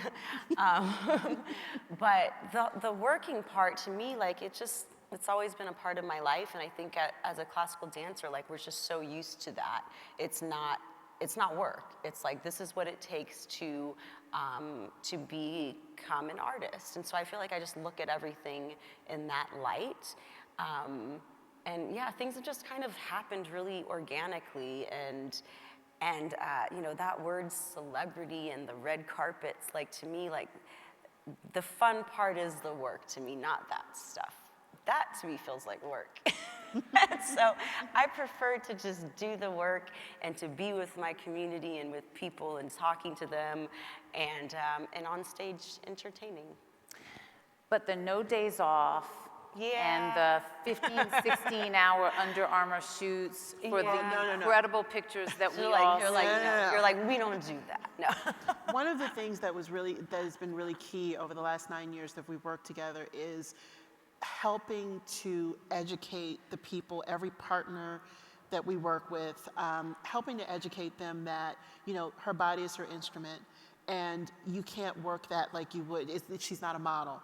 This is very physical, and you have to respect her limitations, the limitations of the physicality of what she can do. And so we don't do 15, 16-hour days. In fact, it's 8 hours, including hair and makeup. You see the mama bear comes out. This is why everybody needs a Gilda. Yeah, I mean, Gilda has just really, I think, changed, you know, how dancers are respected on shoots, and what you know, if we're performing outside of our stage, you know, that we have to have a stage or a floor that's built with the proper floor laid over it in order to do what we do. And, you know, people often, you know, it's like we're throwaway, we're extras. That's how they see dancers, as just backup. And you're not ever given the proper tools to be able to really do what we do. The floors, you know, that's one of the reasons I had this big injury that I had, and the most severe injury of my career, was from doing shoots and things and jumping on a concrete floor, which that's not what we should be doing. And so Gilda has just really done so much that now, you know, it's kind of like taken on a life of its own, and I feel like even just all of these opportunities when you see dancers in commercials and it's in a different way that's, you know, I know that ballet is like a trend that comes and goes, but this feels like it's different. If you have questions, I'm going to ask you to come to the mic while we go here.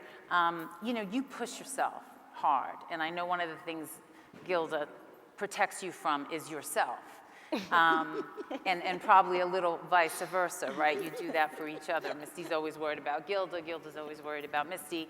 But one of the things that we are talking about here this week is wellness, and you know, we are all hurting on some level. As Black women, we push ourselves very, very hard. There are always 50 things pulling on us.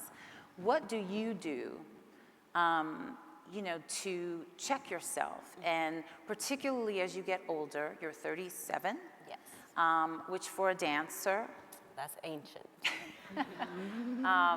And so I'm sure you're thinking about all of that, but for now, how do you stay in touch with what you really need and make sure you get that, and what is that? Yeah, I think that from the time I started dance, the studio and the stage were that for me. Like, it centered me, it kind of just like brought me back to myself.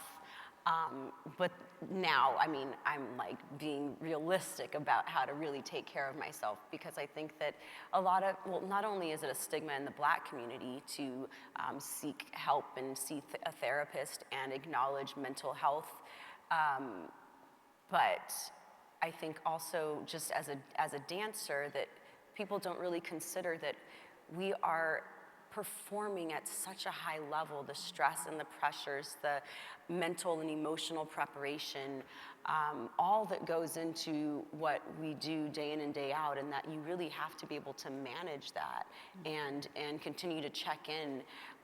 And that's just not something that's offered or available to artists or ballet dancers in particular, and so that's something I'm definitely working on, trying to bring that conversation to light and give dancers an opportunity to be able to see and speak to someone who can help them process everything, especially when you become a professional at like 16 years old. I mean, it's just so much that's expected of you.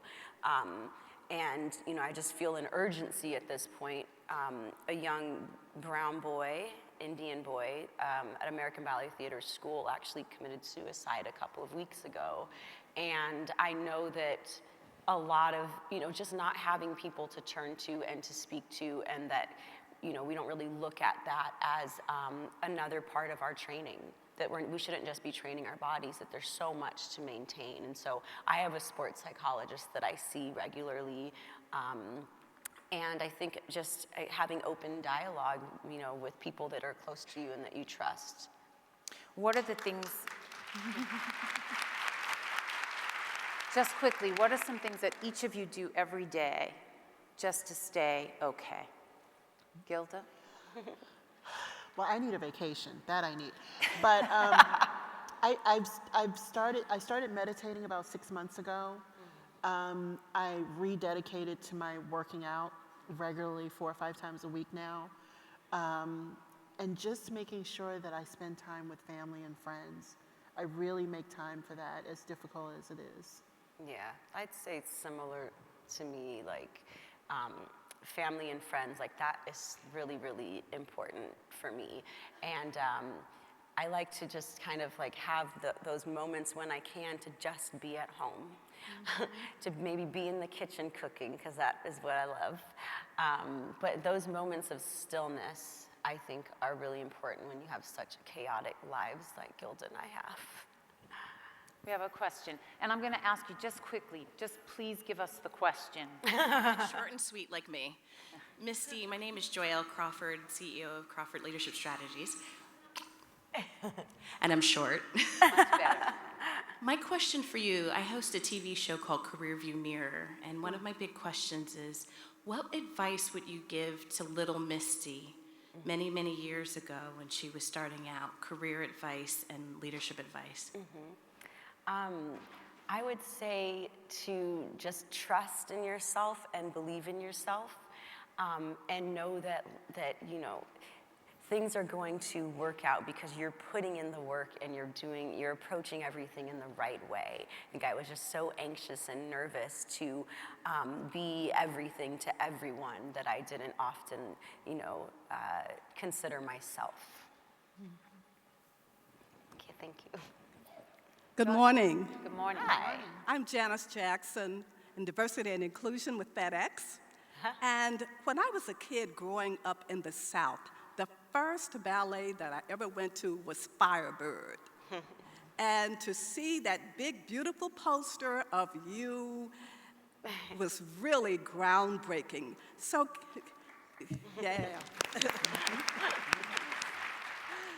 So can you just tell us just a little bit about your Firebird experience? I know that it was magnificent. Thank you. Wow, it was an experience. I'd say that. When I first was given the opportunity to learn the role of Firebird, there's just so many amazing things that happened around that moment. I remember this was before Dance Theater of Harlem was back up and running. And I was working with Virginia Johnson, who was the artistic director, and some other black dancers, black classical dancers, during the summer there at the Dance Theater of Harlem studios, working on a piece. So when I found this out on Twitter, that I had been cast to perform the Firebird, I was surrounded by like my community, and that meant everything. Like all of us just crying, like, this is all of us on the stage. Like, it's not just me. And it was incredible that they got it. And to have that process start in that way was so beautiful. But once I told Gilda I would be performing it, she was kind of like, what's Firebird? What should we be doing? What should we be doing? So she ended up, she was on a mission. She's like, everyone is gonna know, our community is gonna know you are performing. This is huge as a black woman at the Metropolitan Opera House.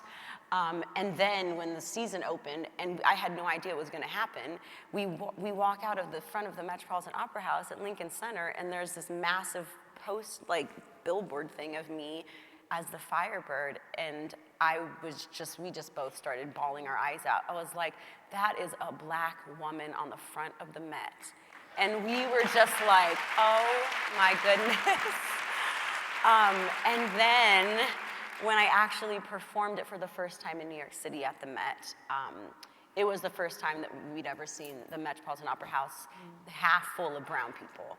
And it was just so, everyone was buzzing, and I remember someone who worked at the Met, who had never seen this in all of their years working, came up to me and was like, oh, was that your family here? And I was like, I'm one of 6, but that's a lot of people to be my family.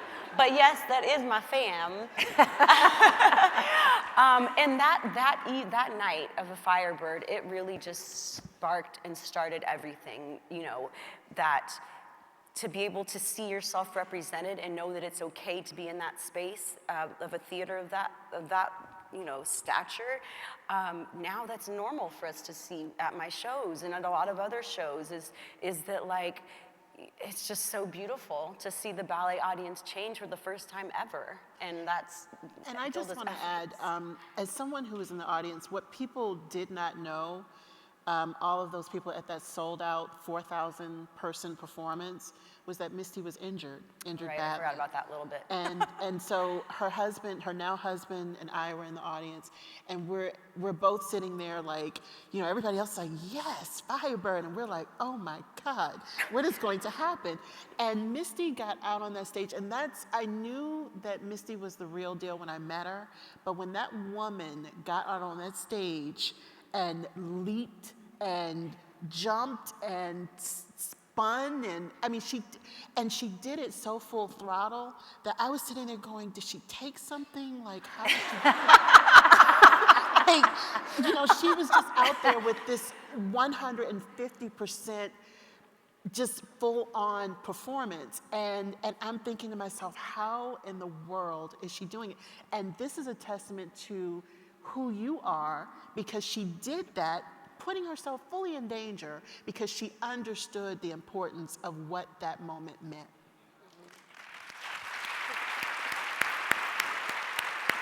And then my leg was kind of broken and I had surgery and I got a plate in there now. But I made it out, okay. Go right ahead. Hi, Misty. My name is Tilly Shaw. I am from FedEx. Having you and Debbie here is super emotional for me. Try not to cry. I came from a background of dancing as well. I'm classically trained ballerina and being a tour dancer, and I just made the pivot to corporate world.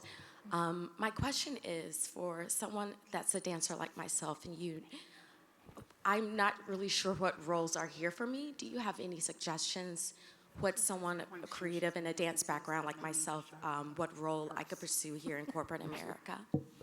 Sorry, what role you can Pursue. Because I'm being transparent right now.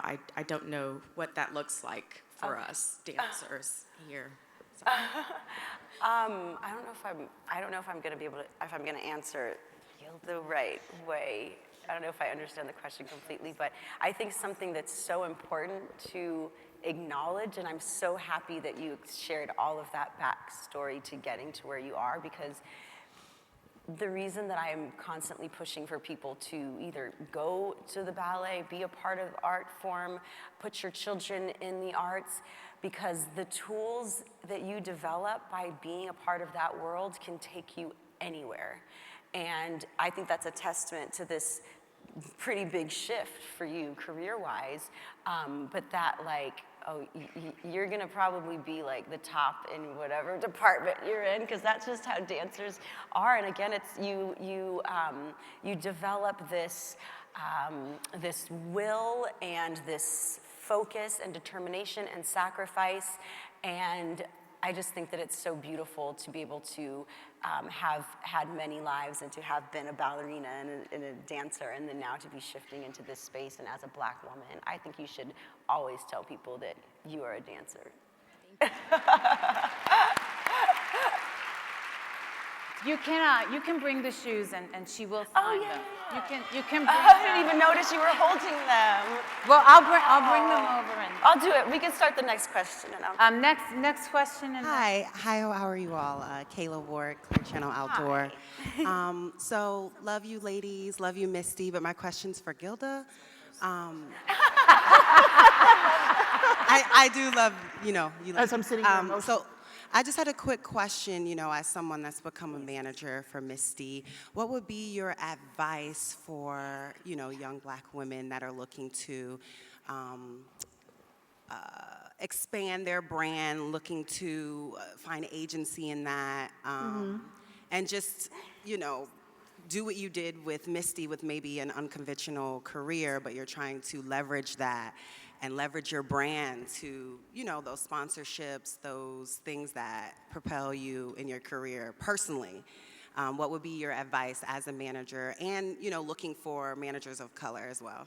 So let me ask you this. Are you saying to expand your brand as a manager to let people know that that's what you do? Your personal brand. Your personal, okay. Correct. It's kind of hard to say for me because I've not done the best job, I think, for myself because I've been so involved with my clients and making sure that they're seen and heard. But I think doing things like this and telling your story and talking about how you came to work with the people that you worked with and how you worked with them and how you opened those doors. I mean, we didn't get into a lot of how the Under Armours came to be and how the Seikos and the Estee Lauders, but in short, I will tell you that part of the building of the brand as a manager is just doing the work, just putting in the work every single day. This is a 24/7 job. And people need to understand that that's really what it is. It's not just the red carpets.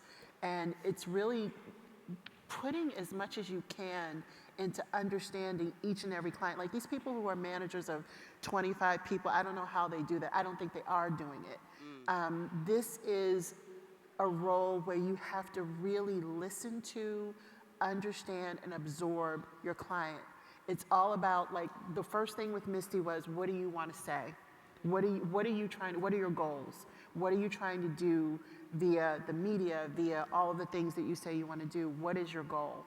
And so once your client tells you what that goal is, you as the manager have to absorb that yourself and come up with a strategy to do that. And through all of the people that you meet, I've met tons of people all over the world working with Misty. That's how my brand has sort of gotten to where it is. And I do have lots of people coming to me, and then you have to wonder, okay, is this the right fit? It may be a great person, but is this the right fit for me at this time in my agency building? Does that answer your question? Yeah, thank you. I learned a lot from it, from your answer. Hi, my name is Dylan. I'm 16 years old, and I started. Hello. Is she 16? Okay. I started dancing when I was 9 years old, and soonly after that, I started ballet dancing at the Washington Ballet, and I got to see you dance, and I was blown away. And soon after that, I was able to dance for you, and it was just such a huge honor, and I just wanted to let you know you are my role model, and I love seeing your dance. I read your novel. It was amazing. Thank you so much. Now everybody needs tissues. No, I know. I mean, that's what it's all for, you know? It's so that every brown girl and boy is given the exact same opportunities any other child would be given. And it just means everything to me when I see people like you doing it, and I know how hard it is to be in that world, but I'm so proud of you. And I'm glad that, are you still at the Washington Ballet? No. Okay. Were you there when Julie Kent was there? When she came, or with Sub Team? I was with Sub Team. Okay. Well, you were in good hands, but I wish you all the best. Thank you. So I said at the beginning that, you know, there is something about your particular storytelling in dance. It's because it's imbued with your story. And it's just moving. And I think it's done so much for this young woman, but it's done so much for all Black women. I hope you appreciate that and know that. And Gilda, you know, what you have done for Misty's career, not just as a dancer, but beyond it, is extraordinary. And the manager's question is interesting because, you know, one of the reasons Misty also wanted Gilda to come out is because Gilda always stays in the background.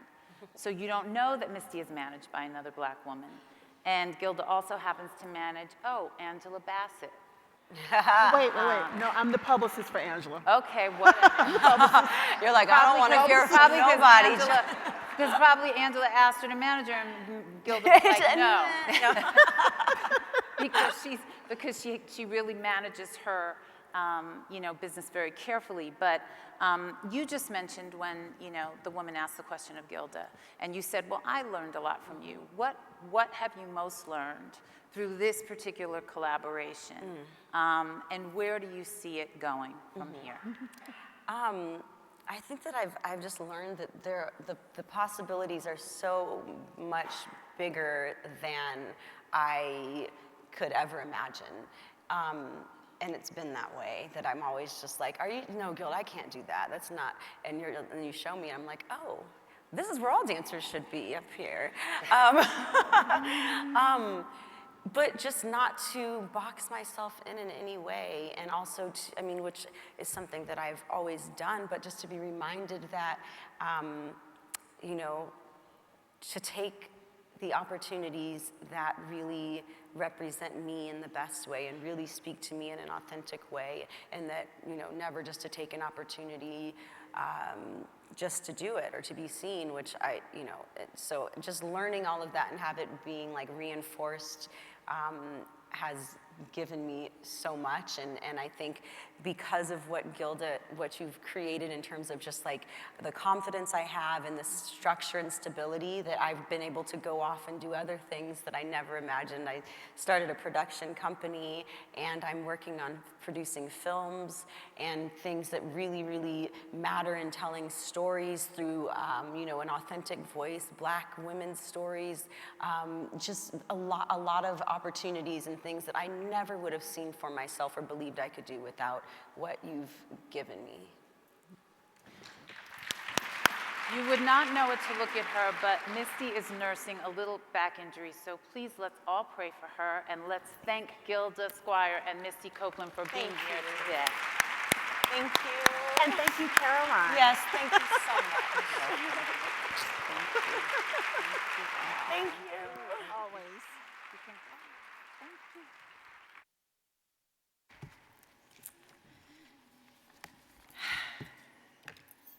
Okay, just a few housekeeping notes before we go on with our day.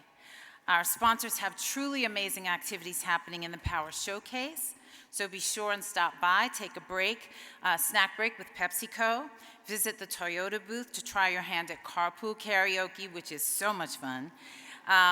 Take a moment for healthy indulgence at the Pfizer Wellness Bar. We cannot get enough wellness this week, so let's go for it. I don't know how many of you are wearing your counters. You probably already got 20,000 steps for the day, because I know this is it's a far, walk everywhere, but it's good for us. And be absolutely certain when you come for lunch today to have your badge. We will be checking those badges. Everybody's going to be trying to sneak in to see Felicia Rashad. You've got your badges. Make sure you have them with you. Don't forget to tweet using the hashtag BWPS. And every time you use it, our custom Women of Power emoji will appear. We call her Viv. And the more you use the hashtag, the more likely you are to win prizes. Trust me, you want to win these prizes. You're missing out if you aren't using the BE Events app, because we update you constantly. Please be sure to download it and stay up to date, and help each other stay up to date too, and have a wonderful day. See you at lunch.